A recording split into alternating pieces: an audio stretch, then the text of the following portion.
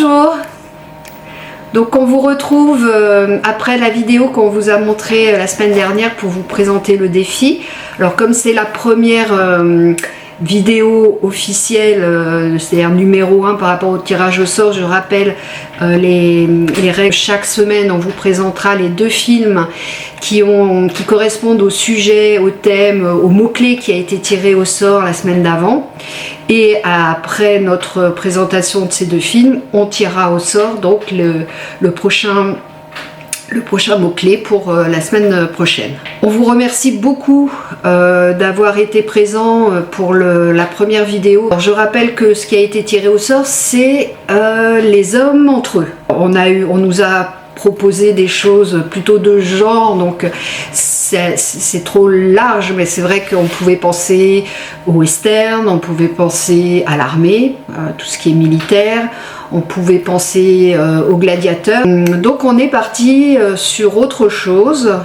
Alors est-ce qu'on peut dire misogynie et phallocratie? Oui, et moi j'avais l'idée des sectes aussi. Des sectes type masculiniste. Et bon, un des 2 films rejoint pas mal ça. Le premier film auquel on a pensé, donc qui correspond effectivement à ça, c'est Manodrome de John Trengove. Manodrome, c'est l'histoire de Ralphie, un homme qui vient de se retrouver au chômage, sa petite amie est enceinte. Lui passe pas mal de temps dans sa salle de sport. Alors on comprend vite qu'il est très attiré par le physique des autres. Lui est un peu petit, râblé, on pourrait même dire un peu grassouillet. Pourtant il aspire à avoir un corps comme ceux qu'il observe chez les sportifs qui le côtoient. Et c'est dans cette salle de sport qu'un copain à lui va lui proposer de rencontrer des amis qu'il fréquente et qui seraient susceptibles de l'aider à traverser cette mauvaise passe. Côté secte, quand il la rencontre, moi je trouve que en réalité les femmes sont complètement absentes, mais elles sont ultra présentes dans l'esprit de ces hommes-là, parce que quand on surprend les conversations entre eux, ils sont tout le temps en train de parler de leur ex-femme et du mal qu'elle leur a fait. Et donc ils se tiennent la main, ils font des incantations, enfin c'est ça qui est un petit peu curieux. Ils habitent tous chez lui, les chambres ont plein de lits superposés. Enfin. Il y a des séances de groupe, par exemple, depuis combien de temps ils sont abstinents donc de relations sexuelles. Alors on comprend pas tout de suite. À un moment, il y a un épisode dans le centre commercial où un des types rencontre son ex, mais qui lui en fout plein la tronche, qui l'engueule, et qui lui donne des coups de sac à main même. Et les autres commencent par dire allez viens, laisse-la, et puis non je vais m'en occuper, et puis ils partent. Ils n'ont pas d'attitude agressive vis-à-vis de cette femme. Non, mais par contre Brody là, on voit son regard dédaigneux, son regard méprisant vis-à-vis de cette femme qui en gros vient un petit peu perturber leur petite balade, quoi. Ah bah oui, ils les aiment pas. Voilà, c'était un peu l'idée, les hommes entre eux. Donc là, ils sont bien voilà. Entre eux. Oui. Voilà, donc je sais pas, Ralphie, moi c'est un personnage que j'ai trouvé, il est coincé en fait entre tout ça. Il est complètement perdu. On sent qu'il aime sa femme. Maintenant, est-ce qu'il est prêt pour assumer la vie qui l'attend, il se retrouve au chômage, tout ça, ça fait qu'il y a beaucoup de choses dans ce film. Carrément pas prêt. Carrément pas prêt, non. Et d'ailleurs, à la salle de sport, il fait que mater les mecs, donc il est en fait très attiré par les corps masculins.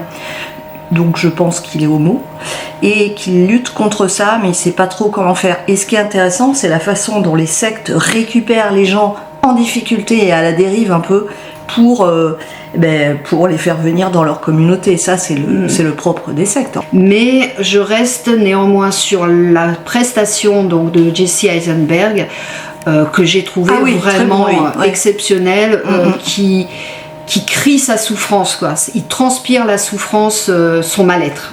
Voilà. Et ça, rien que pour ça, je trouve que on s'accroche quand même à lui pour savoir qu'est-ce qu'il va devenir, quoi. Alors, en ce qui me concerne, si on voit pas ce film, c'est pas super grave hein, non plus. Voilà, mais c'était un exemple de... Mais non, mais c'est vrai, de toute façon, comme on les connaît pas, les films qu'on regarde, on les découvre. Oui, j'aurais jamais eu l'idée de regarder ce film et j'aurais pas eu envie et j'aurais peut-être même pas continué si c'était pas de la faute de Jérôme avec son thème, voilà. Voilà, Jérôme, hein, les Jérôme, hommes si entre tu eux, m'entends. Merci, voilà. hein, merci. Bon. Allez, deuxième film. C'est un film que j'avais vu, mais quand j'étais gamine, je pense... années 80, on va dire. Et on est vraiment aussi complètement dans le thème. C'est un film de Serge Leroy qui s'appelle La Traque. Alors La Traque, 1975. Donc Serge Leroy, c'est un metteur en scène que moi j'avais pas forcément identifié, mais qui a fait plusieurs films comme Taxi de nuit, L'Indique avec Thierry Lhermitte. Et le film Le Quatrième Pouvoir. Ça, je me souviens d'avoir vu ce film dans les années 80. C'était avec Nicole Garcia. Et surtout, pour les gens de ma génération, ce metteur en scène a réalisé la série Pause Café. Alors, mythique, avec Véronique Jeannot. Tout le monde, tous les gens de mon âge s'en souviennent. Et puis Marc Lavoine, qui était un des étudiants, un des élèves du lycée, entre autres. Mais voilà, cette série, elle a été marquante pour ma génération. Donc tout ceci mis à part, le scénario du film, c'est en fait une femme anglaise qui débarque dans la campagne normande, on la voit arriver à la gare, et elle est là pour visiter une maison isolée au milieu de la forêt, pour éventuellement l'acheter, donc on n'en sait pas plus, et elle va croiser la route de chasseurs, donc ils sont 7, et ils vont la violer en fait. Tout tourne autour finalement de cette espèce de masculinité autour de la bourgeoisie locale.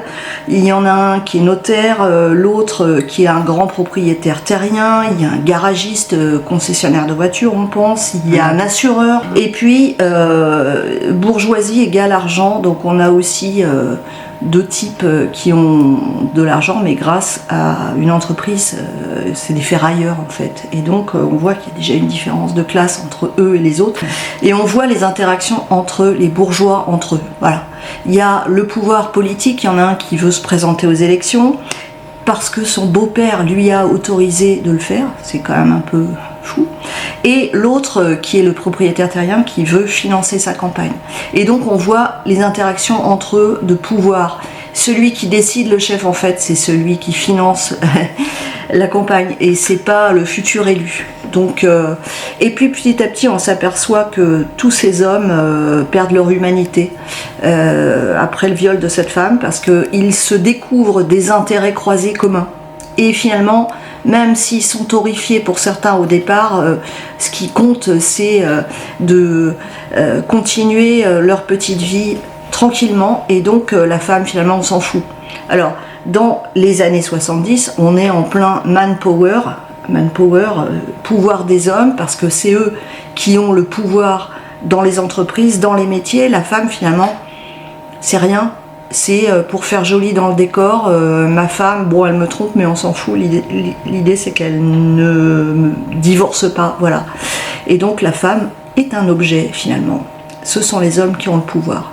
J'avais vu des extraits, je connaissais le sujet, bon, mais je l'avais jamais vraiment vu. L'actrice qui est au centre de cette horreur est Mimsy Farmer, qui est une actrice américaine, mais que j'avais pu voir dans un Fulci, Le Chat Noir, où elle était très très bien.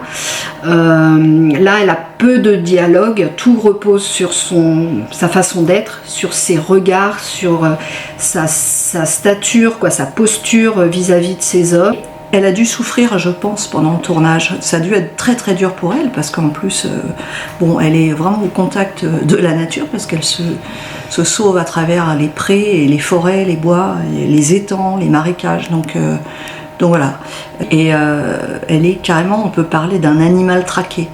ils sont là pour chasser le sanglier, mais finalement c'est elle la bête traquée. C'est vraiment très très bien fait, c'est marquant, c'est physique, c'est tout ce qu'on veut. Belle photographie de la société des années 70 et du machisme et de la phallocratie surtout. Donc vous avez vu, on est parti, alors évidemment peut-être que le thème c'était les hommes entre eux et on est parti sur ces idées-là. Évidemment il y a plein d'autres choses. Alors nous allons tirer au sort? Non. On tire pas au sort. Si. On a une main innocente? Je vais nous trouver une main innocente chaque semaine, un peu différente. Allez, je prends la boîte, tu la prends, tu secoues, Allez, hop. Oh, attention, je pousse ça. Ah, trop bon. C'est un thème que j'ai choisi. C'est un chef. Oui, c'est vrai en plus. Oui. C'est vrai. Alors je vous le montre.